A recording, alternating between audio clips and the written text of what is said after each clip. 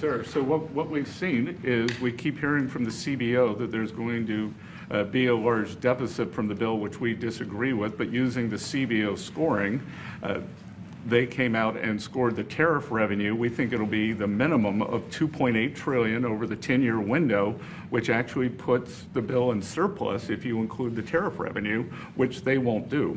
It gives you a tremendous surplus, but we're not allowed to use that.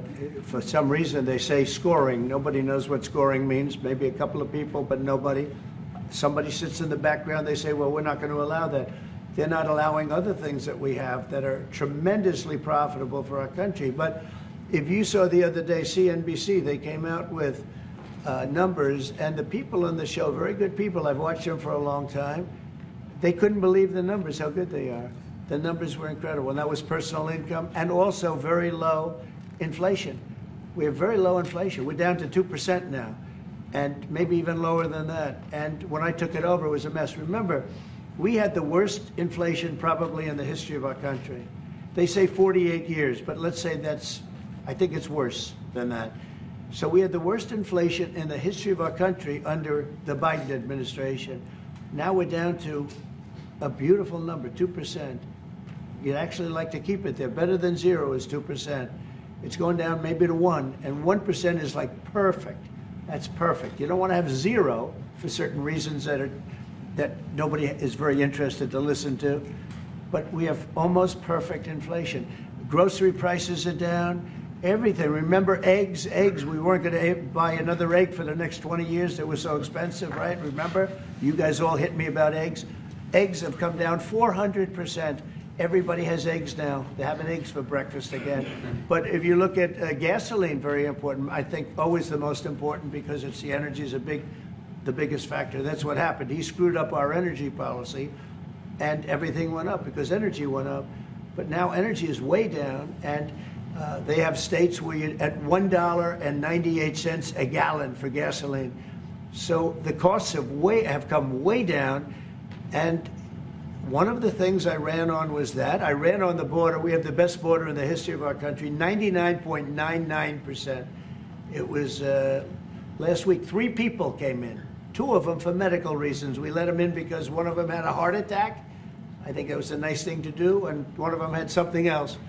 So we've never had, I had very good numbers for 4 years, but we really topped it. And I want to thank Christie and Tom Homan. They've done a fantastic job, but nobody mentions that anymore. Remember, a few months ago, the border was a total disaster. People were coming in by the hundreds of thousands of people a day, a week, a month. I mean, we had a month, 2 million people came in 1 month. The border was being overrun, and a lot of bad people, criminals, murderers, drug dealers. We had some of the worst people in the world coming in from all over the world.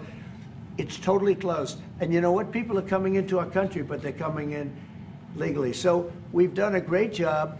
Elon knew that. Elon endorsed me very strongly. He actually went up in campaign for me. I think I would have won. Susie would say I would have won Pennsylvania easily anyway, even if the governor ran, the real governor, not the governor from Minnesota, he's a sick puppy, that guy. That poor guy, I feel sorry for him. But they made a bad choice with him.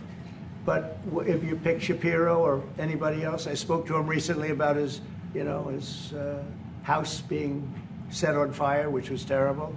But if they picked him, I would have won Pennsylvania. I won it by a lot.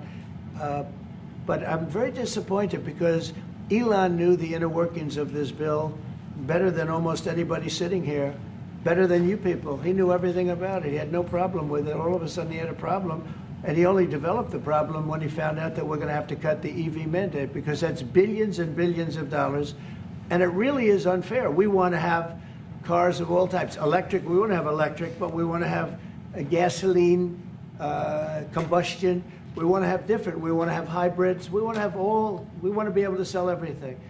And when that was cut, and Congress wanted to cut it, he became a little bit different. And I can understand that. But he knew every aspect of this bill. He knew it better than almost anybody. And he never had a problem until right after he left. And if you saw the statements he made about me, which I'm sure you can get very easily, it's very fresh on tape. He said the most beautiful things about me. And he hasn't said bad about me personally, but I'm sure that'll be next.